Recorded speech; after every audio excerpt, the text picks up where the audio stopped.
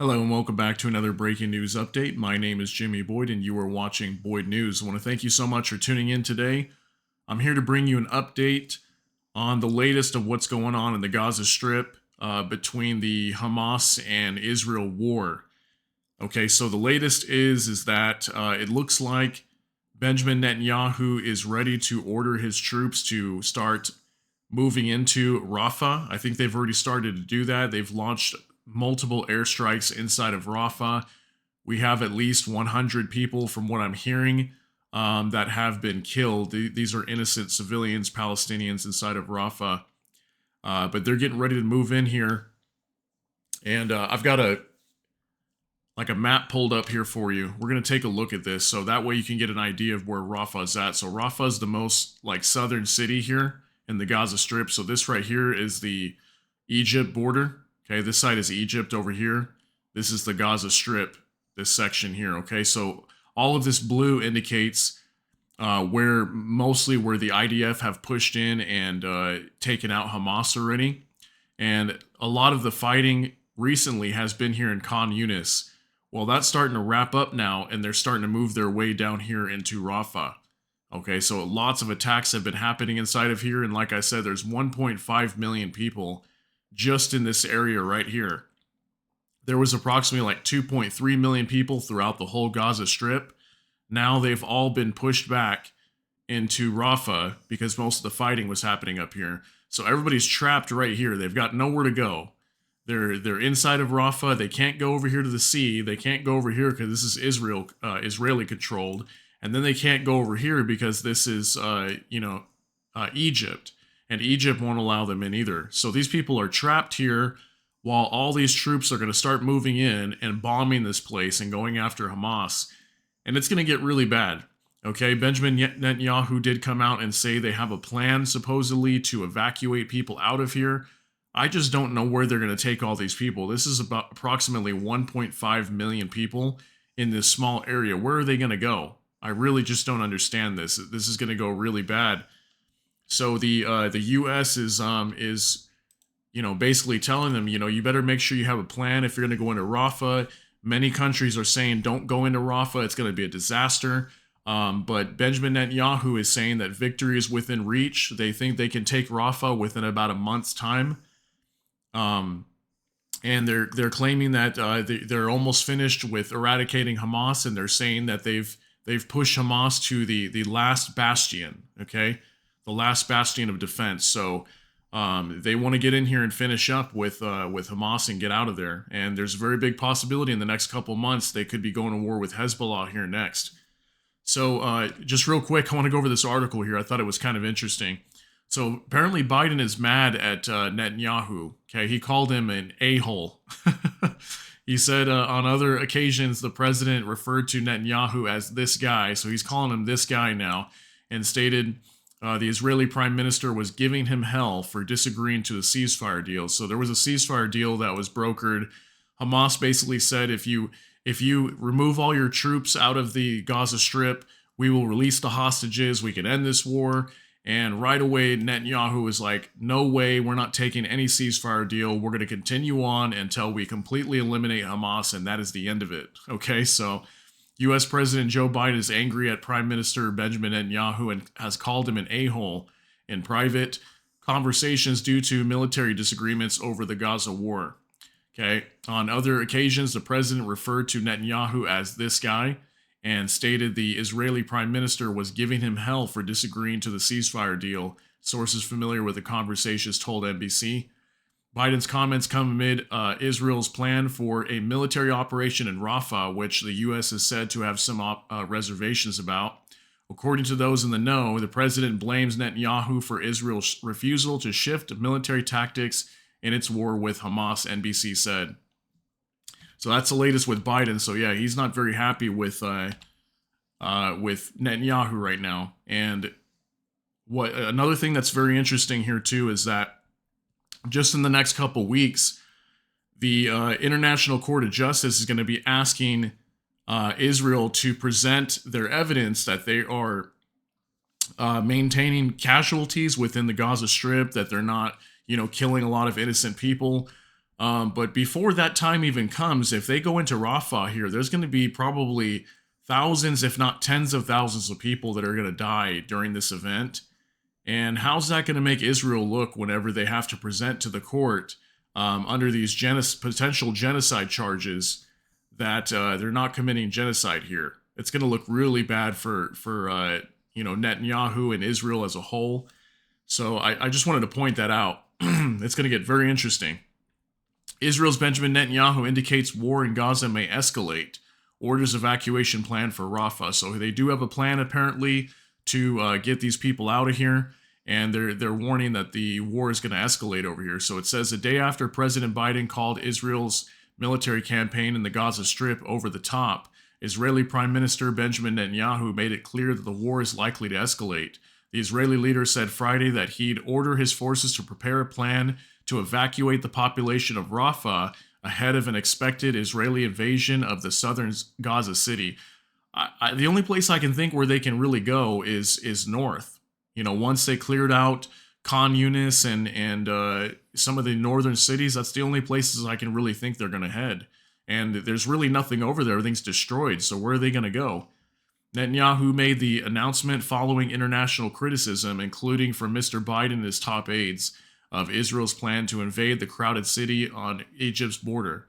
Israel says Rafah is the last remaining Hamas stronghold, and it needs to send in troops to complete its war plan against the Islamic militant group, which he said still had 4 battalions there. But an estimated 1.5 million, they got 1.5 million Palestinians have crammed into the city and the surrounding area after fleeing fighting elsewhere in Gaza, as they were urged to seek refuge there by Israeli defense forces. So if you thought a lot of people were getting killed throughout the Gaza Strip when they were, in the very beginning of the war, they were so spread out, 2 million people, 2.3 million, I believe, to be exact, were spread out amongst the whole Gaza Strip.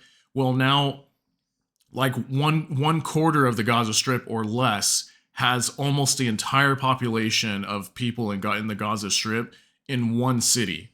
Like, this is going to be a complete disaster, just like everybody's stating here. I just don't understand. It's already becoming a disaster right now with these airstrikes being launched in there, and hundreds of people have been killed already. So Netanyahu said a massive operation was needed in Rafah. He said he asked security officials to present a double plan that would include the evacuation of civilians and military operation to collapse the remaining Hamas militant units. So again, I really don't understand how they're going to be able to do this. It's going to be very tricky for them to be able to get Hamas and at the same time not kill lots of innocent people, because they're just going to unfortunately be in the way. And Hamas uses many of these people as shields too, as human shields. So this is going to get really bad, and it's gonna definitely escalate, just like he's saying, over this next month. It's going to get pretty crazy. So I've got this other article. This is kind of better news here. Supposedly, the Israeli forces rescued 2 hostages in a dramatic Gaza raid that killed at least 67 Palestinians. So it says right here, Israeli forces rescued 2 hostages early Monday, storming a heavily guarded apartment in a densely packed town in the Gaza Strip, as airstrikes carried out to cover the raid killed more than 60 Palestinians, including women and children. It's terrible. Just to save 2 people, they killed 60 innocent Palestinians. The rescue in Rafah briefly lifted the spirits of Israelis shaken by the plight of the dozens of hostages held by Hamas. The nation is still reeling from the militant group's cross-border raid last year that started the war. So I have been hearing as well that supposedly, I think they accidentally killed like 2 hostages just the other day. The IDF did. I don't know if it was like a bombing raid or what happened. But they apparently killed 2 hostages already. So I can't confirm how many hostages are still remaining, but I know there's at least dozens still being held by Hamas. And their plan is to get them out, and we'll see if they're able to get these hostages released. But it's not going to be without a bloody fight. So it's going to get pretty crazy. They said they had 14 battalions or something like that. So that's quite a few, 100 Hamas members, if not in the thousands. So let's check out this video real quick, and this is just kind of like showing this family. I think it's kind of cool. to see them reunited with their families again with these two gentlemen that were held by Hamas. Early this morning, at 1:49 a.m., Israeli commandos carried out a hostage rescue mission deep inside Rafah in Gaza. The two Israeli hostages that were kidnapped by Hamas on the massacre of October 7th are now home. The hostages, aged 60 and 70, were held captive in harsh conditions. They were intentionally held in the middle of a civilian neighborhood inside a civilian building to try and prevent us from rescuing them. But we did. Fernando Marman and Luis Har are now home in Israel. They have undergone medical examination and have been reunited with their families.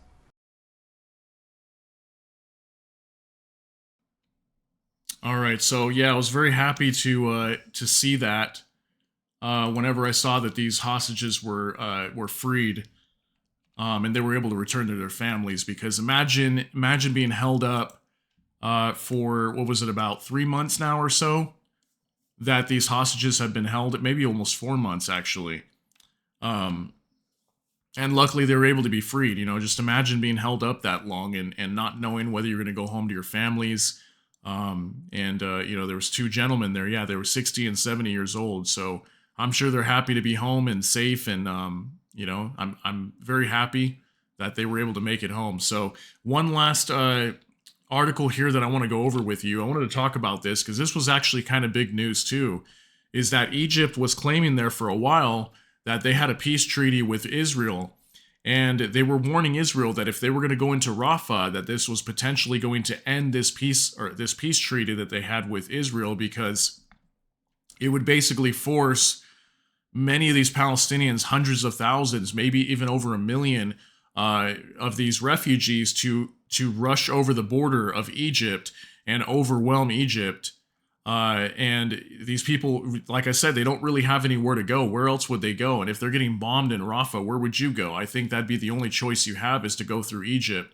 And we may see a lot of people try to do that regardless, just because of Rafah getting bombed.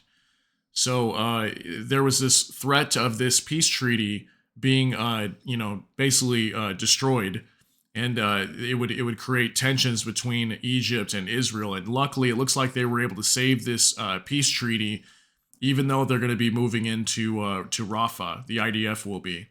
So just real quick, it says here, Egypt's foreign minister, Sameh Shoukry, said Monday that Cairo is committed to upholding its peace treaty with Israel, amid reports in recent days that the agreement may be in jeopardy if the military proceeds with an offensive in the Gazan city of Rafah, abutting the border with Egypt. Cairo has expressed worries that an Israeli push into Rafah, which has swelled with Gazans displaced from parts of the Strip, could create a crush of refugees pushing into the Sinai desert and exacerbate a humanitarian crisis in the Strip.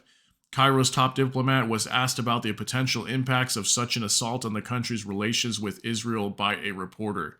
So apparently this peace agreement they've been having for 40 years now, and they were afraid of that collapsing due to this push into Rafah. Okay, and I don't know who knows what's going to happen whenever they start to move in, but I've been warning about this from the very beginning. The minute that they said they wanted to go into Rafah, that's just, I understand they got to go after Hamas, but it's going to be a very bad idea at the same time, because majority of the Gazan citizens are inside of Rafah. And it's not a very big city. So we're talking 1.5 million people in a city that probably normally had maybe 200,000 people in there or something like that. Okay, it had maybe even less. So, it's going to be jam-packed with lots of innocent people in there. And there's going to be a lot of innocent people dying, and lots of children, lots of women. And it's not going to be good. And it's definitely not going to make Israel look good in front of the International Court of Justice. And right now, I don't think they're worried about that. I don't think they really care. But this could negatively impact Israel moving forward. And I really think that we're going to see these other militant groups that are backed by Iran. I think they're going to really start to flare up here and start attacking more U.S. troops. And, the Houthis down in Yemen are going to start attacking more too. I think these attacks are going to start to flare back up again because it has been relatively quiet over the last few days or the last week even. But these attacks are going to start to flare up. Watch. It's going to get worse whenever they start to go into Rafah because lots and lots of people are going to be dying here. So watch for that. And, watch for threats inside of your countries too, because there's been a lot of warnings and threats coming out of like terrorist attacks and things like that. So, we could definitely see something happen like that just because of them going into Rafah, because it's going to get really bad down there. So I hope you're ready. But anyway, that's going to be it for this video. I appreciate you being here. Thanks for hanging out with me today. If you enjoyed this video, please like the video. And if you enjoy my content, please consider subscribing to the channel. Hit the notification bell. That way YouTube can notify you as soon as a new video is live. And we do put out several of these updates every single day. So I do appreciate you being here. I hope you all have a great day. Everybody take care. God bless. And we'll see you in the next one.